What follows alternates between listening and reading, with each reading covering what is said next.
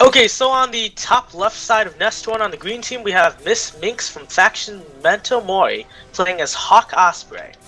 Her opponent on the blue side on the bottom left corner of the map is going to be Genoclde from faction Scrap playing as Mako Bomber. That they are, and we are in S1. Actually, this is one of your favorite maps, so it'll be interesting to see how these two players actually play on a map that you love so much, and whether or not that they come up with some unique strategy that maybe you've never even thought of yet. Yeah, it's worth noting that MsMinx does have two different early game socketables in her loadout, and she has made 3 moneymakers and 1 leveler.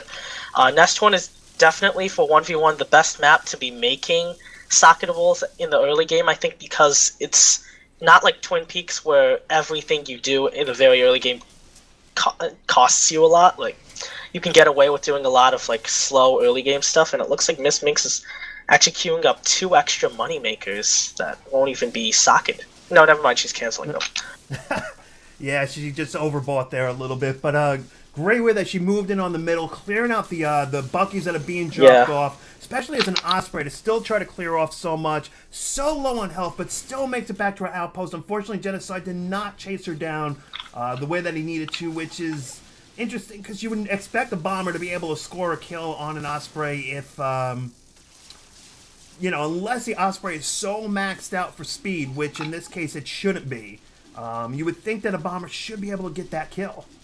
Yeah, considering the fact that MsMinx is also playing Hawk, the fact that she's playing Hawk Osprey and she's getting that many Bucky kills, it just kind of highlights the Bucky's weakness. With the recent Bucky buffs, some people were complaining that it was overpowered or something, but hey, just walk up to the Bucky and kill it. It's that squishy. One thing I do have to ask, I'm looking over, because I do run the stream at the same time.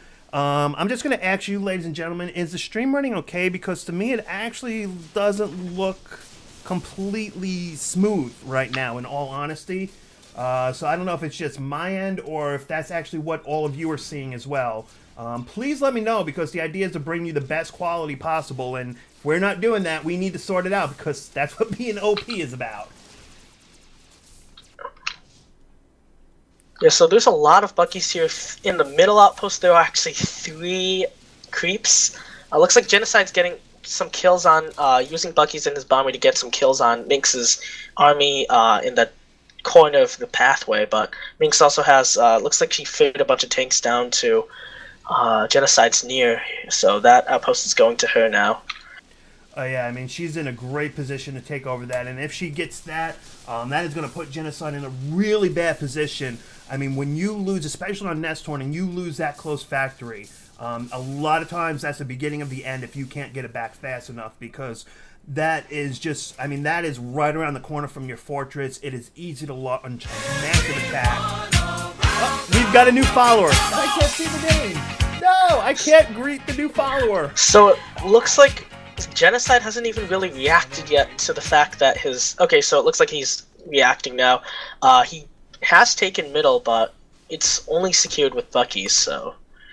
it looks like he's actually going to be dropping Buckies in almost point-blank range to take out Minx's near now. And those Buckies are taking some heavy damage from those creeps, actually. So Minxie dropping 2 Gemini at Genoclide's base, Genoclde dropping 4 Buckies. 3 of them are going to be on T. 1 of them is going to be firing on Minxie's fortress. Yeah, that was definitely an unfortunate big miss on Genoclide's part, that he did not switch those Buckies over to Y. I mean, they wouldn't have done a huge amount of damage to the base, but that was 75% of everything he ferried in, completely just lost and wasted. And that's why, really, folks, it's so important that if you've already got units out and you've already got some sort of order on them, you don't want to just pick them up, fly them to where, to the fortress, and then just push the spacebar and drop them, because they still retain that last order that they were assigned. And as you saw in the case of Genoclde, 4 Buckies flown in, one only shot at the base, the other 3 were just food for Minx. I mean, she got the feed off of them. I mean, level-wise, they're very similar, but still, you don't want to feed your opponent. That's how they get levels faster than you. That's how they outdo you. That's how they can bring on the better stuff online faster. It's also a huge waste of resources, and that's why MsMinx has this huge upkeep advantage. Well, that's part of it. It's worth noting that when they both did drops on the fortresses, but MsMinx did a lot more damage. Her 2 Gemini did a lot more damage than Genocide's 4 Buckies, because 3 of them changed to T. Exactly. I mean, first you're dealing with Gemini versus Bucky to begin with, and then on top of it, when most of them are just like, oh, okay, they're going to go out for a Sunday drive instead of actually doing their job. Bucky, know your job. Genocide has a huge, not huge, but he has a small Gemini push that he ferried here. MsMinx just scouted it. Normally I'd say that it'd be pretty small, but considering MsMinx's units, she has 1 Goaler and a bunch of Gemini grinders headed towards middle, which doesn't have any units in it. So this could be really bad for MsMinx because she's not making conventional tanks anymore. She's just relying on those Berthas and defensive Berthas and grinders. That she is, and I mean, that grinder took a lot of damage, but since the fact that now those tanks have made it to the base, the tanks are going to completely focus on the fortress itself, at least hopefully giving the grinders the time that they need to stop this. And damage will be done, but nowhere near the amount that you would have expected for something of that significant push, with only 2 grinders, a single Gemini, and a Bertha cannon for defense. And that really just goes to show that if you use the proper mix of units, it can be far superior than just completely just massing up all of the same type of unit. Looking at MsMinx's push of grinders and rollers, though, it's pretty odd to see it, honestly, because it's kind of being sent to neutralize this outpost, but neither grinders nor rollers can actually. These are the 2 units that have attacks that can't actually attack an outpost or a fortress. Nope, they're just trying to go through the drive-thru and order some tacos. And unfortunately, there's no bacon tacos at this outpost, guys. Yeah. Move along. Kirby's going to be disappointed with that. Kirby.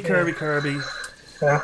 If only we could get him back. Another name that used to be well-known in the community, and now all the newer pilots would have no clue who Kirby is. So sad. It looks like Genocide has succeeded in neutralizing this outpost, and I think he'll be able to retake it just because he has so many Gemini compared to MsMinx. And once again, MsMinx's army at middle is kind of unconventional. She is starting to make Gemini, though. But talking about old names coming back, MsMinx she actually does fall in that category, so it's great seeing her back. And it looks like she's here to stay because, well, she's been participating a lot in weekly tournaments. Pretty much everything that's gone on since, besides maybe 1 or 2 tournaments. I mean, weekly tournaments, trying to get to the top of the leaderboards, trying to get, herself re-caught up since the fact that it's on a whole brand new account. So she had to start from scratch and everything.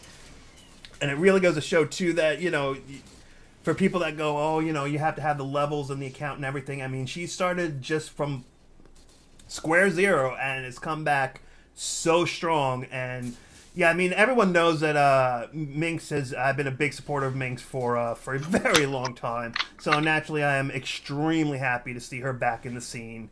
So MsMinx is dropping 2 Gemini at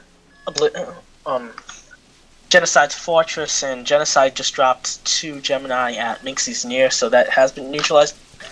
Genocide is not bringing in creeps, though, so he's not going to be able to take that. Instead, he's actually dropping 2 Gemini at MsMinx's fort now. I mean, MsMinx's fort.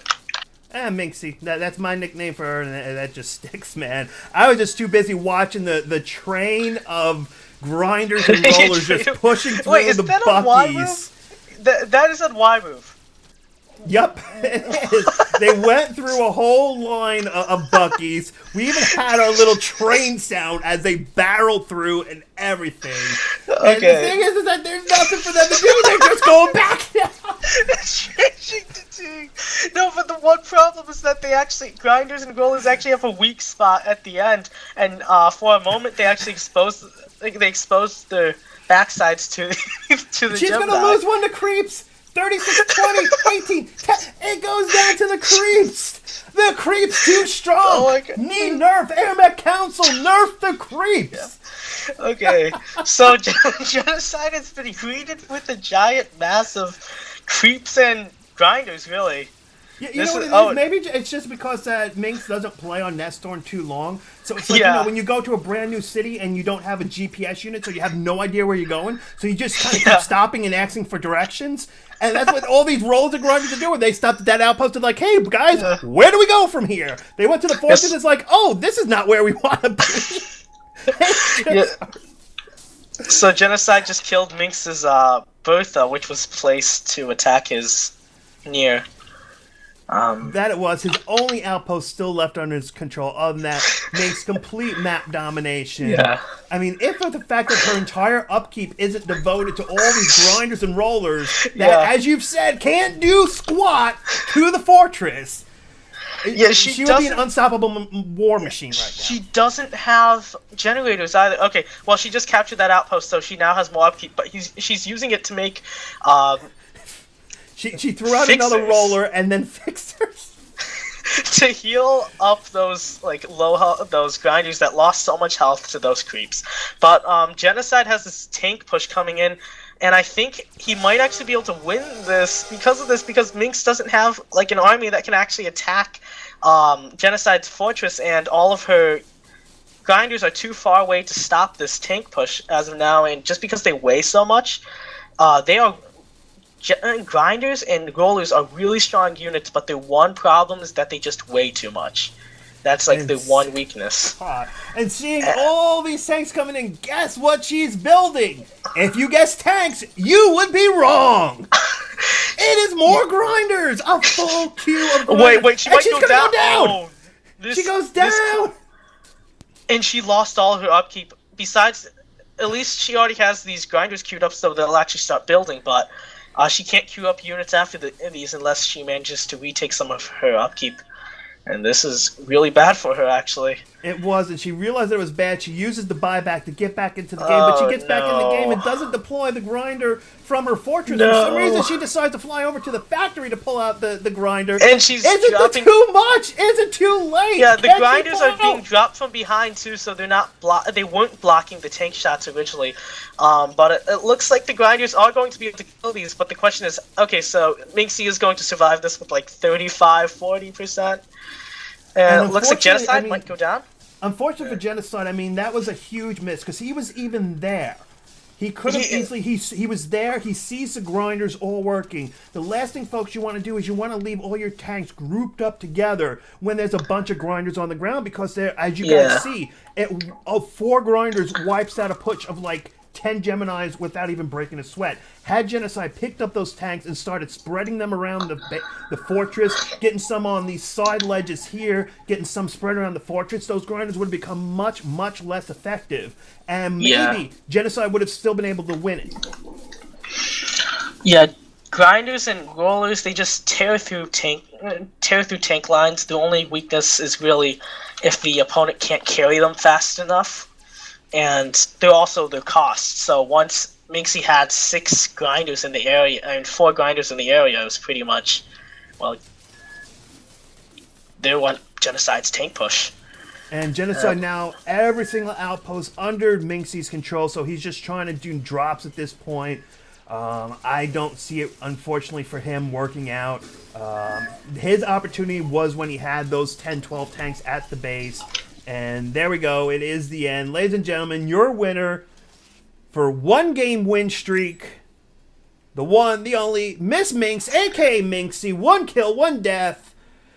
Moving on to Game 2. Genocide, thank you for playing.